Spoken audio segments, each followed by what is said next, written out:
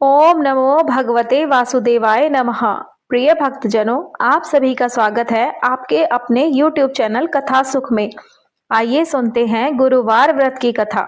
जो भी भक्त सच्ची श्रद्धा और नियम के साथ निष्ठा के साथ गुरुवार का व्रत करते हैं, इस दिन भगवान बृहस्पति देव का पूजन करते हैं, कथा श्रवण करते हैं, भगवान की आरती करते हैं, इससे भगवान बृहस्पति देव अपने भक्तों के ऊपर अति प्रसन्न होते हैं और अपनी कृपा प्रदान करते हैं। गुरुवार के दिन भगवान बृहस्पति देव का वास केले के वृक्ष में माना जाता है। इस दिन केले के वृक्ष का पूरी विधि विधान के साथ वहीं पर बैठकर केले के वृक्ष के नीचे भगवान का पूजन करना चाहिए और व्रत की कथा सुननी चाहिए। भगवान बृहस्पति देव को पीली वस्तु अति प्रिय होती है, तो भगवान को पीला चंदन इस दिन चढ़ाए, पीले पुष्प अर्पित करें।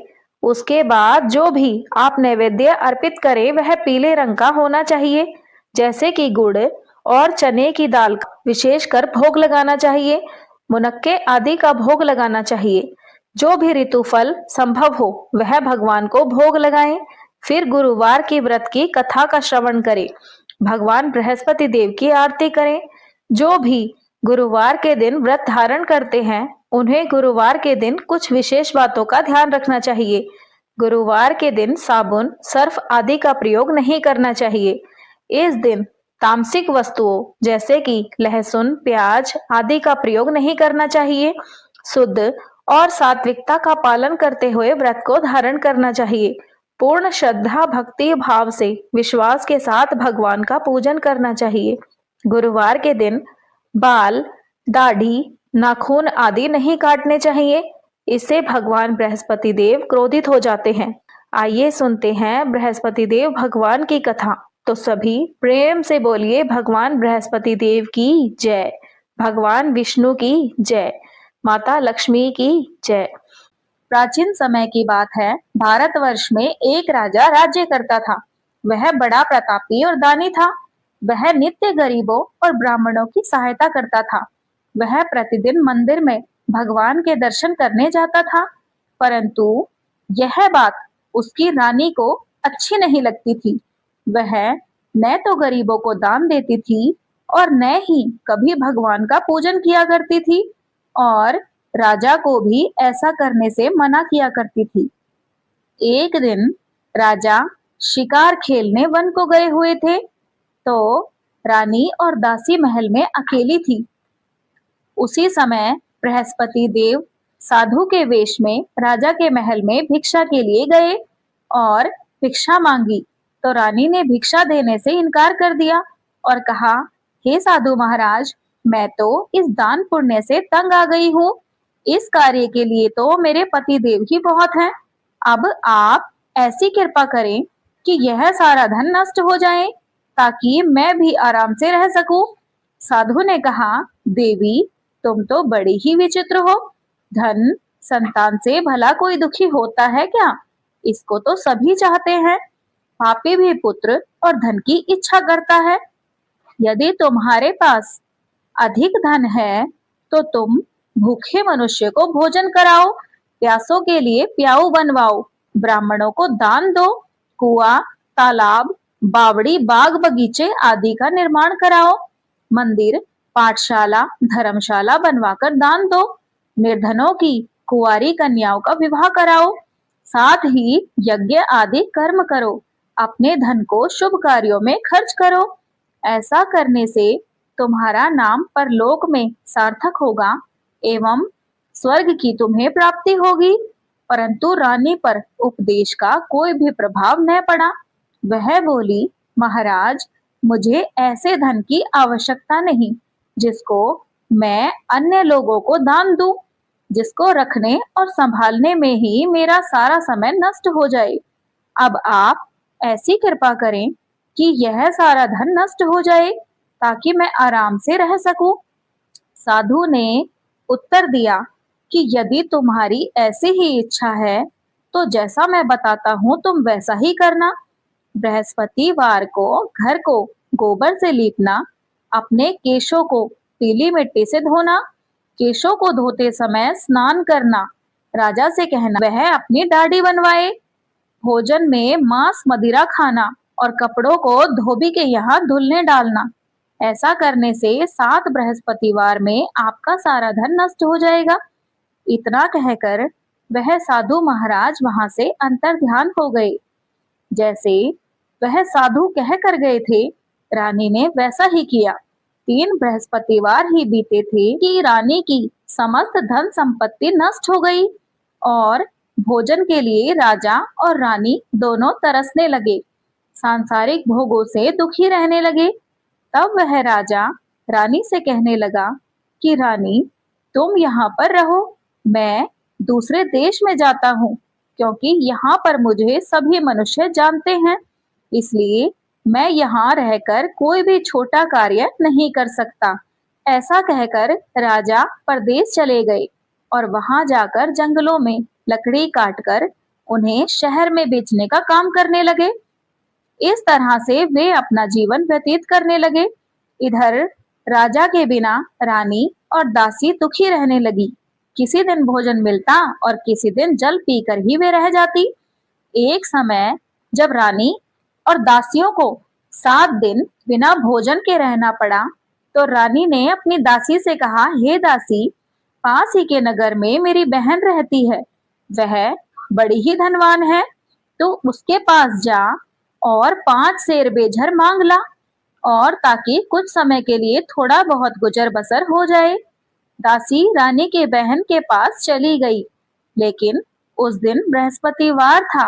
रानी की बहन उस समय बृहस्पतिवार व्रत की कथा सुन रही थी।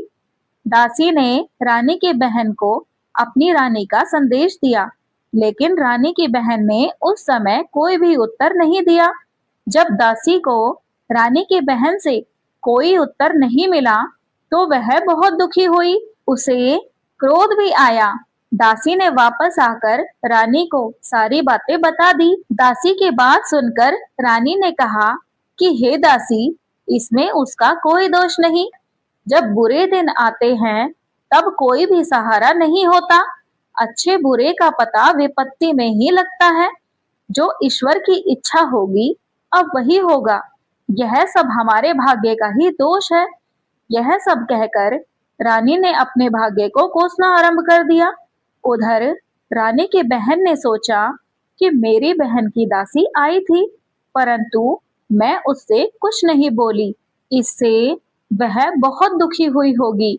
कथा सुनकर और पूजन समाप्त कर वह अपनी बहन के घर गई और कहने लगी कि हे बहन, मैं बृहस्पतिवार व्रत की कथा सुन रही थी।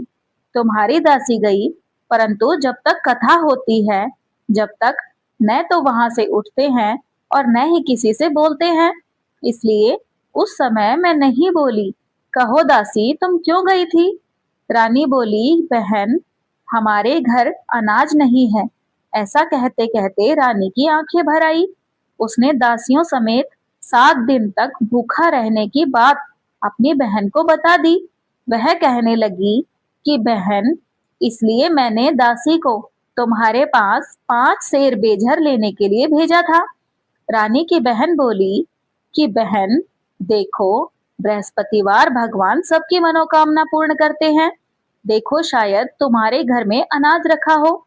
पहले तो रानी को विश्वास नहीं हुआ, परंतु बहन के आग्रह करने पर उसने दासी को अंदर भेजा। दासी जैसे ही अंदर गई, तो वहां उसे एक घड़ा बेझर का भरा हुआ दिखाई दिया। उसे बड़ी हैरानी हुई, क्योंकि उसने एक एक बर्तन को पहले ही देख लिया था। उसने बाहर आकर रानी को बताया। दासी रानी से कहने लगी, हे रानी, जब हमको भोजन नहीं मिलता तो हम व्रत ही तो करते हैं, इसलिए क्यों ना इनसे व्रत की कथा की विधि भी पूछ ली जाए, हम भी व्रत किया करेंगे। दासी के कहने पर रानी ने अपनी बहन से बृहस्पतिवार व्रत के बारे में पूछा। उसकी बहन ने बताया कि बृहस्पतिवार के व्रत में चने की दाल, गुड़ और मुनक्का से भगवान विष्णु का केले के वृक्ष की जड़ में पूजन करें तथा दीपक जलाएं, व्रत की कथा सुने। उस दिन एक ही समय भोजन करें। भोजन पीले खाद्य पदार्थ का करना चाहिए। इससे गुरु भगवान प्रसन्न होते हैं, अन्न, धन और पुत्र देते हैं, मनोकामना पूर्ण करते हैं।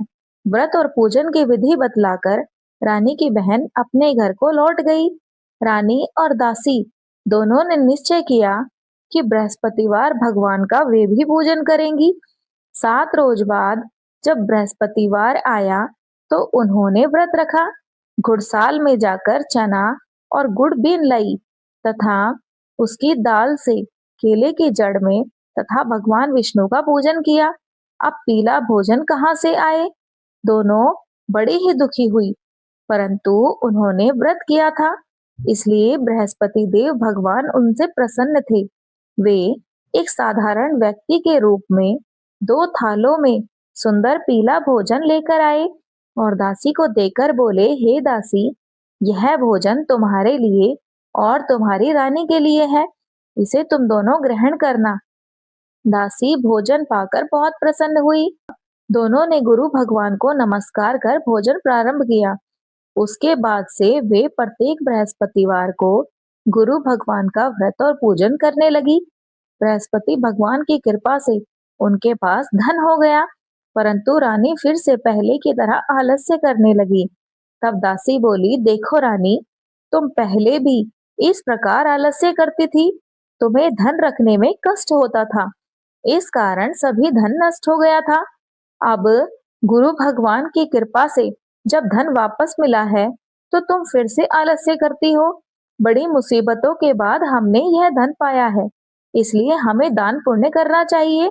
अब तुम भूखे मनुष्य को भोजन कराओ, प्याऊ लगवाओ, ब्राह्मणों को दान दो, कुआं, बावड़ी, बाग बगीचे आदि का निर्माण करवाओ, मंदिर, पाठशाला, धर्मशाला बनवाकर दान दो तथा निर्धनों की कुंवारी कन्याओं का विवाह कराओ।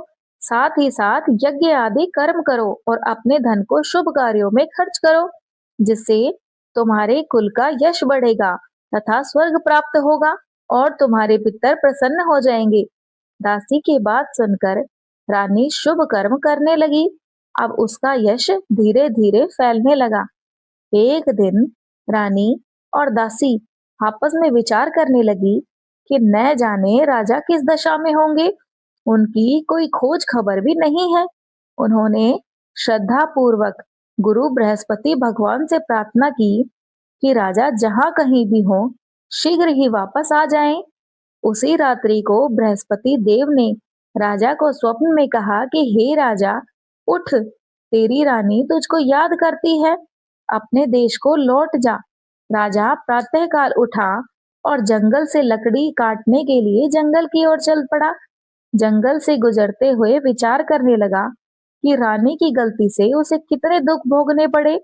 राजपाट छोड़कर जंगल में आकर रहना पड़ा, जंगल से लकड़ी काटकर शहर में बेचकर गुजारा करना पड़ा और अपनी दशा को याद कर वह व्याकुल होने लगा। उसी समय राजा के पास बृहस्पति देव साधु के वेश में आकर बोले, हे लकड़हारे, तुम इस सुनसान जंगल में किस चिंता में बैठे हो, तुम मुझे बताओ। यह सुन राजा के नेत्रों में जल भर आया। साधु की वंदना कर राजा ने अपनी संपूर्ण कहानी सुना दी। महात्मा दयालु होते हैं। वे राजा से बोले, हे राजा, तुम्हारी पत्नी ने बृहस्पति देव के प्रति अपराध किया था, जिसके कारण तुम्हारी यह दशा हुई। अब तुम चिंता मत करो, भगवान तुम्हें पहले से भी अधिक धन देंगे। देखो, तुम्हारी पत्नी ने बृहस्पतिवार का व्रत आरंभ कर दिया है।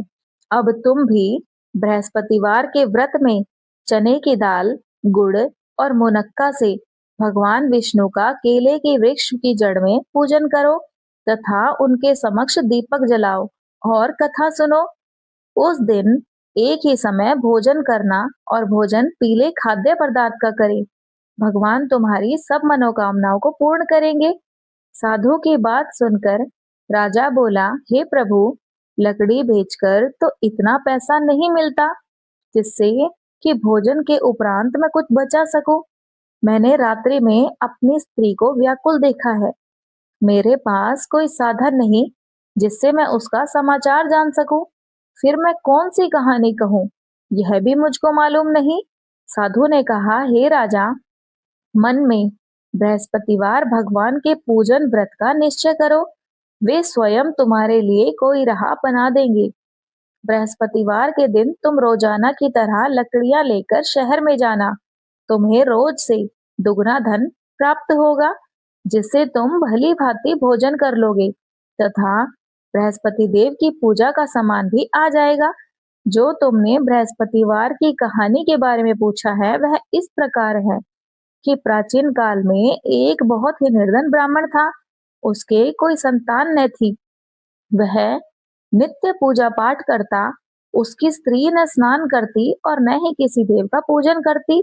इस कारण ब्राह्मण देवता बहुत दुखी रहने लगे। वे अपनी पत्नी को बहुत समझाते थे, लेकिन उसका कोई परिणाम नहीं निकलता। भगवान की कृपा से ब्राह्मण के यहाँ एक कन्या उत्पन्न हुई। कन्या बड़ी होने लगी। प्रातः स्नान करके वह भगवान विष्णु का जप करती। बृहस्पतिवार का व्रत भी करने लगी। पूजा पाठ समाप्त कर पाठशाला जाती तो अपनी मुट्ठी में जौ भर के ले जाती और उन्हें पाठशाला के मार्ग में डालती जाती। लौटते समय वही जौ स्वर्ण के हो जाते तो उनको बीनकर वह घर ले आती। एक दिन वह बालिका सूप में उन सोने के जौ को फटक कर साफ कर रही थी। तभी उसकी माँ ने देख लिया और कहा कि हे बेटी, सोने के जौ फटकने के लिए सोने का सूप भी तो होना चाहिए। दूसरे दिन गुरुवार था। कन्या ने व्रत रखा और बृहस्पति देव से सोने का सूप देने की प्रार्थना की और कहा कि हे प्रभु, यदि सच्चे मन से मैंने आपकी पूजा की हो तो आप मुझे सोने का सूप दीजिए। बृहस्पति देव ने उसकी प्रार्थना स्वीकार कर ली। रोजाना की तरह वह कन्या जौ फैलाती हुई पाठशाला चली गई। पाठशाला से लौटकर जब वह जौ बीन रही थी तो बृहस्पति देव की कृपा से उसे सोने का सूप मिल गया। उसे वह अपने घर ले आई और उससे जौ साफ करने लगी, परंतु उसकी माँ का वही ढंग रहा। एक दिन की बात है कि कन्या सोने के सूप में जब जौ साफ कर रही थी, उस समय उस नगर का राजकुमार वहां से गुजरा।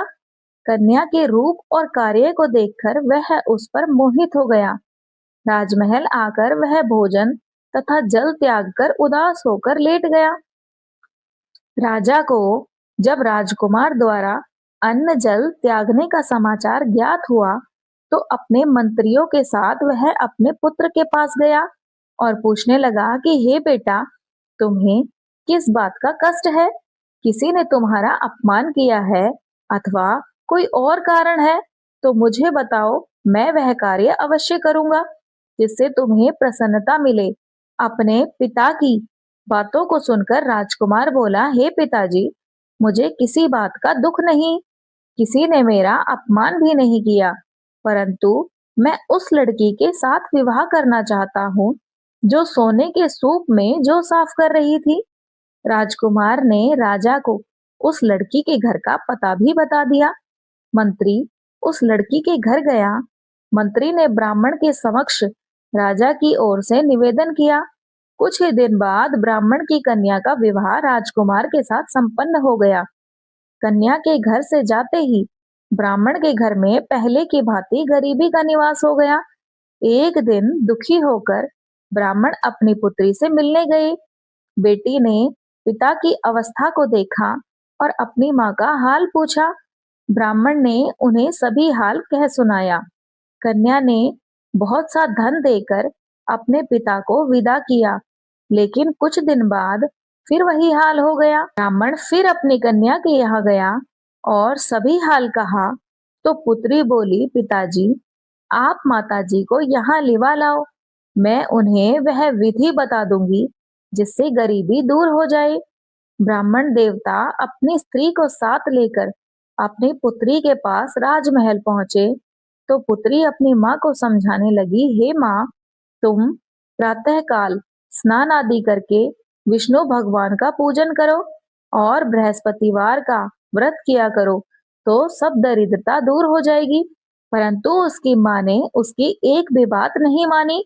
वह प्रातःकाल उठकर अपनी पुत्री के बच्चों की झूठन खा लेती है। एक दिन उसकी पुत्री को बहुत गुस्सा आया। उसने अपनी माँ को एक कोठरी में बंद कर दिया। प्रातःकाल उसे स्नान आदि करा के पूजा पाठ करवाया तो उसकी माँ की बुद्धि ठीक हो गई। इसके बाद वह नियम से पूजा पाठ करने लगी और प्रत्येक बृहस्पतिवार को व्रत करने लगी। इस व्रत के प्रभाव से मृत्यु के बाद वह स्त्री स्वर्ग को गई। वह ब्राह्मण भी सुख पूर्वक इस लोक का सुख भोग कर स्वर्ग को प्राप्त हुआ। इस तरह कहानी कहकर साधु बने देवता वहां से लोप हो गए। धीरे धीरे समय व्यतीत होने पर फिर बृहस्पतिवार का दिन आया। राजा जंगल से लकड़ी काटकर शहर में बेचने गया। उसे उस दिन और दिनों से अधिक धन मिला। राजा ने चना गुड़ आदि लाकर बृहस्पतिवार का व्रत किया। उस दिन से उसके सभी कलेश दूर हो गए। परंतु जब अगले गुरुवार का दिन आया तो वह बृहस्पतिवार का व्रत करना भूल गया। उस दिन उस नगर के राजा ने विशाल यज्ञ का आयोजन किया था तथा अपने समस्त राज्य में घोषणा करवा दी कि सभी मेरे यहाँ भोजन करने आए, किसी के घर चूल्हा न जले। इस आज्ञा को जो न मानेगा उसको फांसी दे दी जाएगी। राजा की आज्ञा अनुसार राज्य के सभी वासी राजा के भोज में सम्मिलित हुए, लेकिन लकड़हारा कुछ देर से पहुंचा, इसलिए राजा उसको अपने साथ महल में ले गए। जब राजा लकड़हारे को भोजन करा रहे थे तो रानी की दृष्टि उस खूंटी पर पड़ी जिस पर उसका हार लटका हुआ था। उसे हार खूंटी पर लटका दिखाई नहीं दिया। रानी को निश्चय हो गया कि मेरा हार इस लकड़हारे ने चुरा लिया है। उसी समय सैनिक बुलवाकर उसको जेल में डलवा दिया।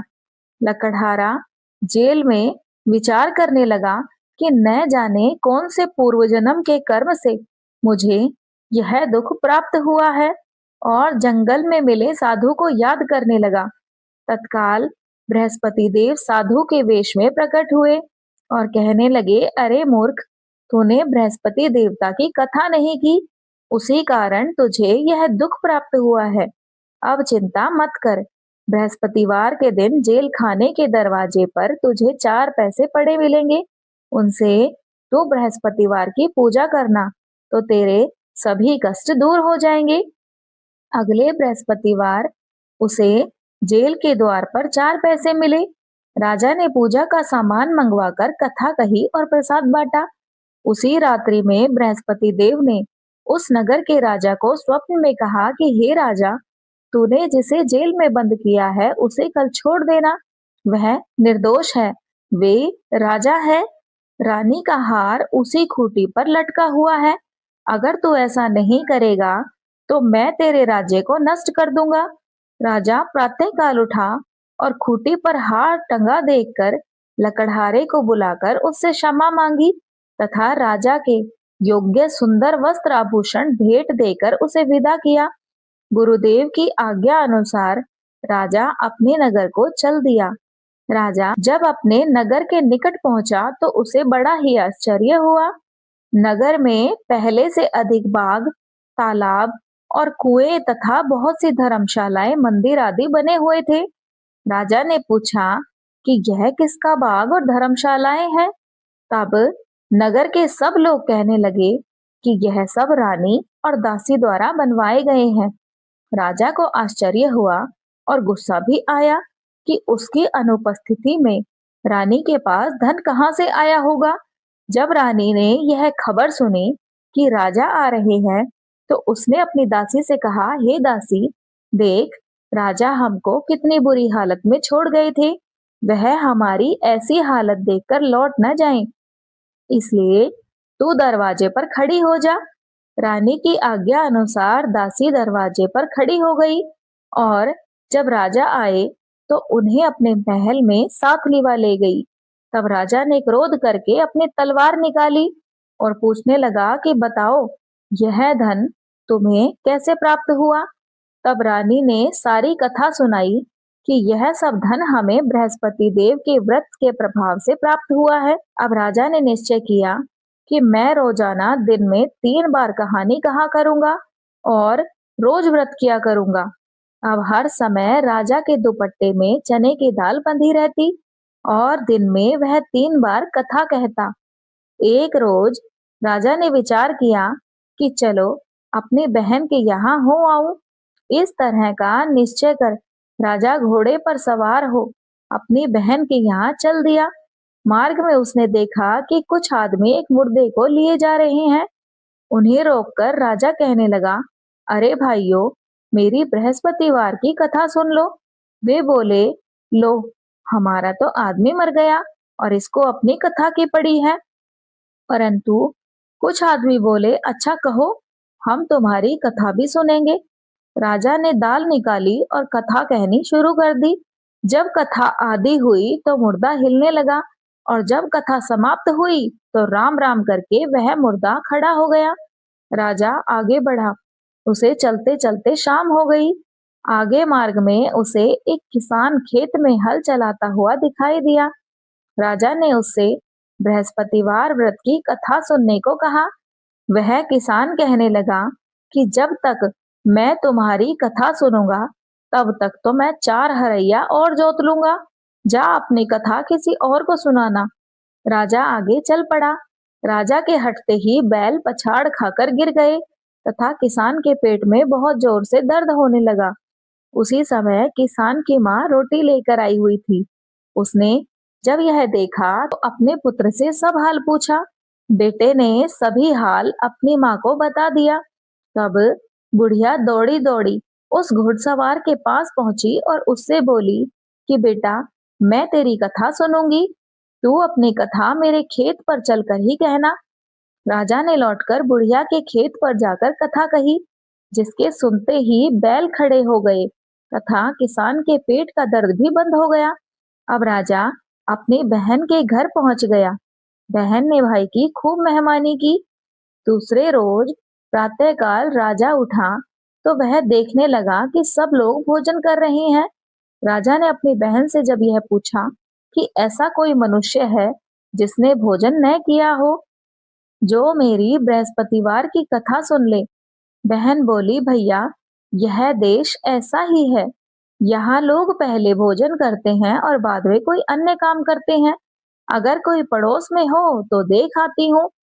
ऐसा कहकर वह देखने चली गई, परंतु उसे ऐसा कोई भी व्यक्ति नहीं मिला जिसने भोजन न किया हो। फिर वह एक कुम्हार के घर गई जिसका लड़का बीमार था। उसे मालूम हुआ कि उसके यहाँ 3 दिन से किसी ने भोजन ही नहीं किया। रानी ने अपने भाई की कथा सुनने के लिए कुम्हार से कहा तो वह तैयार हो गया।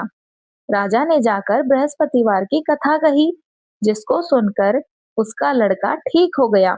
अब तो राजा की प्रशंसा होने लगी। एक दिन राजा ने अपनी बहन से कहा, हे बहन, मैं अपने घर जाऊंगा, तुम भी तैयार हो जाओ। राजा की बहन ने अपनी सास से अपने भाई के साथ जाने की आज्ञा मांगी। सास बोली कि हाँ, चली जा, मगर अपने लड़कों को मत ले जाना, क्योंकि तेरे भाई के कोई संतान नहीं है। बहन ने अपने भाई से कहा, हे भैया, मैं तो चलूंगी, मगर कोई बालक नहीं जाएगा। राजा बोला, जब कोई बालक नहीं जाएगा तब तुम ही जाकर क्या करोगी। अपनी बहन को भी छोड़कर दुखी मन से राजा अपने नगर को लौट आया। राजा ने अपनी रानी से सारी कथा बताई कि हम निसंतान हैं, इसलिए कोई हमारे घर आना पसंद नहीं करता, और बिना भोजन किए वह सैया पर लेट गया। रानी बोली, बृहस्पति देव ने हमें सब कुछ दिया है, वे हमें संतान भी अवश्य देंगे। उसी रात बृहस्पति देव ने राजा को स्वप्न में आकर कहा, हे राजा, उठ, सभी चिंताएं त्याग दे, तेरी रानी गर्भ से है। स्वप्न में बृहस्पति देव की बात सुनकर राजा को बड़ी प्रसन्नता हुई। 9वें महीने में रानी के गर्भ से एक सुंदर पुत्र पैदा हुआ। सच्ची भावना से राजा और रानी ने उनकी कथा का गुणगान किया तो उनकी सभी इच्छाएं पूर्ण की। जो भी सच्ची श्रद्धा से बृहस्पतिवार का पूजन करता है, दूसरों को कथा पढ़कर सुनाता है या सुनता है, तो बृहस्पति देव उसकी सभी मनोकामनाएं पूर्ण करते हैं, सदैव उसकी रक्षा करते हैं। कथा सुनने के बाद प्रसाद अवश्य बांटना चाहिए और स्वयं भी ग्रहण करना चाहिए। हृदय से उनका मनन करते हुए जयकारा बोलना चाहिए। तो सभी प्रेम से बोलिए बृहस्पति देव भगवान की जय, भगवान विष्णु की जय। अब सुनिए बृहस्पति देव भगवान जी की आरती।